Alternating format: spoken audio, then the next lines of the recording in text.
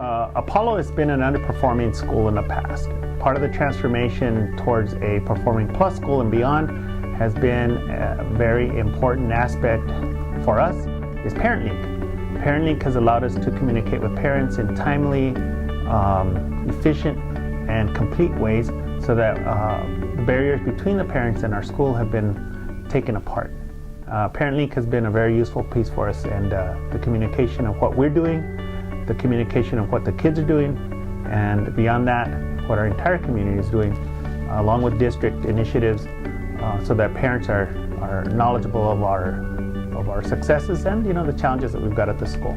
I think our community has accepted ParentLink because we do give messages in English and Spanish. I think it also helps that we have human voices doing it, and voices they recognize. Most of the time it's me. If it's not me, it's the assistant principal. So when they call the school and want to talk to one of us, it's the same voice that they hear on the ParentLink. I think a really important thing to understand is when our community sends their kids to us, they entrust us with the most precious thing they have, and we want to make sure that the parents know what's happening. ParentLink's, it has been good for us that way, making sure that parents understand what's going on at the school.